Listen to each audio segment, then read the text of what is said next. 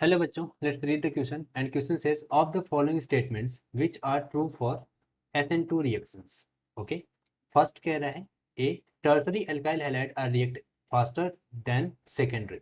Okay, the फिर B वाला है the absolute configuration of product is opposite to that of reactant when an optically active substrate is used.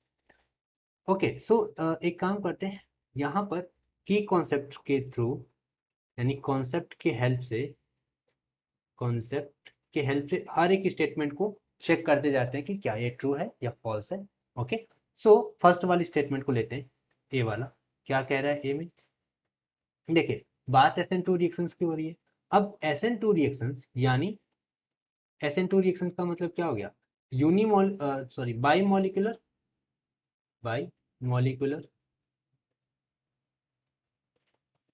Molecular nucleophilic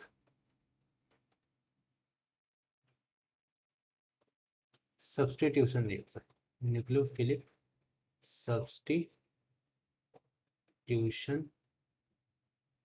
reaction. Okay so अगर हम यहाँ पे check करें तो बायोमोलिकुलर न्यूक्लियोफिलिक सब्स्टिट्यूशन रिएक्शन यानी यहाँ पे अगर हम देखें तो रेट का एक्सप्रेशन क्या होगा, rate is directly proportional to, पहली बात एल्काइल हैलाइड के साथ तो होता ही है, alkyl halide as well as देखिए बायोमोलिकुलर यानी दो मॉलिक्यूल यहाँ पर पार्टिसिपेट कर रहे हैं, दूसरा होता है न्यूक्लियोफाइल। ओके तो यहाँ पर जी वाला ऑप्शन यानी जी वाला जो है वो तो फॉल्स हो गया ऐसे ही। ओके नाउ अब चेक करते हैं।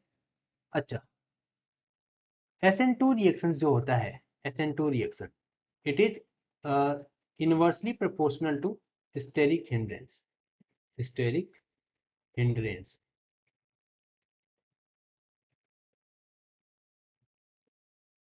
स्टेरिक हिंड्रेंस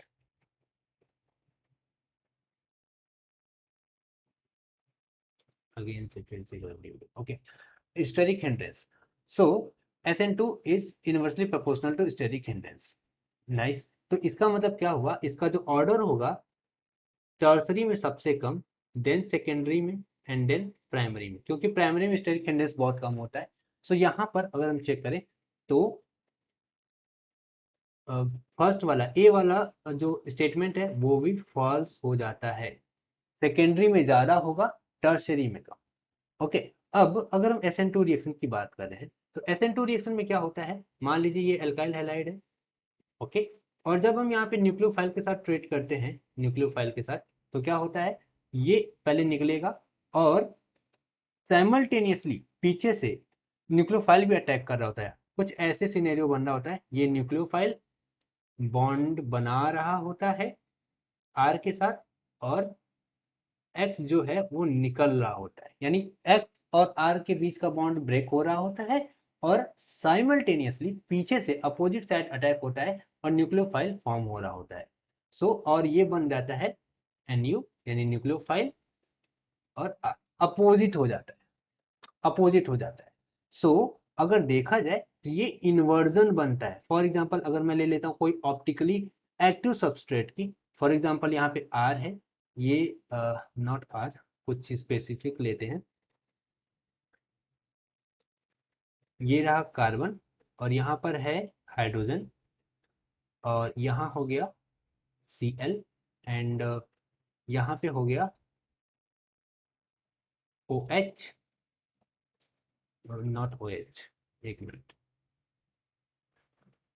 यहाँ पे ले लेते हैं CH3 और यहाँ ले लेते हैं Cl और यहाँ पर H। ओके ये है ऐसा कुछ कॉन्फ़िगरेशन। अब बेसिकली जब न्यूक्लियोफाइल का अटैक होगा, यानी मान लेते हैं OH यहाँ पे न्यूक्लियोफाइल है, अगर ये अटैक करेगा तो Cl निकलेगा और OH जा करके अटैक कर जाएगा, तो पीछे से अटैक करेगा तो सिंपली सी बात होगा ये कुछ, ये रहा C एंड अब कुछ ऐसे हुआ, ये रहा H एंड 1 मिनट, यहाँ से Cl निकला पीछे से और आगे से आकर के OH आकर के अटैक करेगा, यानी अब ये H जो है वो डैश लाइन पे पहुंच चुका होगा, डैश लाइन पर, और ये वेज लाइन पर आ जाएगा, यहाँ पे CH3 और यहाँ पे H। यानी अगर देखा जाए तो इन्वर्जन हो गया है। कैसा हो गया? इन्वर्जन हो गया। तो यहाँ पे क्या कह रहा है? यहाँ पे यही बात तो कह रहा है कि the absolute configuration of product is opposite to that of the reactant when an optically active substance is used, substrate is used. यहाँ पे ये स्टेटमेंट ट्रू है। सी की बात करते हैं। The reaction shows first order kinetics, but यहाँ पे अगर देखा जाए तो इसकी ऑर्डर 1 है, इसका ऑर्डर 1 है, सो ये ऑर्डर यहाँ पे सेकेंड ऑर्डर है। ओके, तो ये सेकेंड ऑर्डर रिएक्शन है, यहां हम कह सकते हैं सेकेंड ऑर्डर रिएक्शन। तो ये वाला स्टेटमेंट भी फॉल्स हो गया। अब the rate of reaction depends markedly on nucleophilicity of attacking reagent. Okay, so क्या ये सही है? आइए चेक करते हैं क्या कह रहा है। यस, सो डी की बात कर रहे हैं। डी में कह रहा है, अब देखिए बेसिकली क्या होता है, rate of reaction depend on nucleophilicity of attacking reagent. जितना अच्छा न्यूक्लियोफाइल होगा, जितना अच्छा न्यूक्लियोफाइल होगा, उतना ही अच्छे से, यानी उतना ही रेट ज्यादा होगा, या हम कह सकते हैं न्यूक्लियोफिलिसिटी, ऐसे समझिए जितना अच्छा न्यूक्लियोफाइल होगा वो उतनी ही तेजी से अटैक करने की कैपेसिटी रखता है। ओके, जितना अच्छा न्यूक्लियोफाइल रहेगा उतना अच्छा अटैक करने की कैपेसिटी रहेगा, यानी हम कह सकते हैं कि जितना अच्छा उसकी न्यूक्लियोफिलिसिटी रहेगी, न्यूक्लियोफिलिसिटी। अब ये न्यूक्लियोफिलिसिटी क्या होती है हम बताते हैं। न्यूक्लियोफिलिसिटी जितनी अच्छी होगी उतना ही अच्छा उसका रेट या रिएक्टिविटी होगी। और न्यूक्लियोफिलिसिटी का मतलब क्या? न्यूक्लियो मतलब पॉजिटिव चार्ज, पॉजिटिव, या न्यूक्लियस कह सकते हैं, एंड फिलिसिटी मतलब lover, loving, tendency, tendency to get. Okay, तो जितना तेज ये प्लस चार्ज को चाहेगा, जितना ज्यादा ये न्यूक्लियस को चाहेगा, उतनी ज्यादा इसकी न्यूक्लियोफिलिसिटी होगी और उतना ही ज्यादा इसका रेट होगा, तो उतना ही तेज जाकर के अटैक करेगा। फिर यानी यहाँ पे ये डी वाला स्टेटमेंट बिल्कुल बिल्कुल करेक्ट हो जा रहा है, true. Okay, mechanism is one step. Yes, अगर आप यहाँ पे चेक कीजिए मैकेनिज्म में, तो क्या हुआ? वन स्टेप में ही हो गया, एक तरफ से बॉन्ड टूटा, एक तरफ से बॉन्ड बना, और एक ही स्टेप में रिएक्शन खत्म हो गई, यानी ये भी ट्रू है। तो ये भी ट्रू हो गया। कार्बोकेटाइन आर इंटरमीडिएट, कार्बोकेटाइन यहाँ बन ही नहीं रहा है, यहाँ पे ट्रांजिशन स्टेट बनते हैं। क्या बना है? यहाँ पे ट्रांजिशन स्टेट बन रहा है, सो यहाँ पर ये फॉल्स हो गया। Okay, the rate of reaction depends on the nature of leaving group. Okay, leaving group के ऊपर चेक करते हैं। अब देखिए,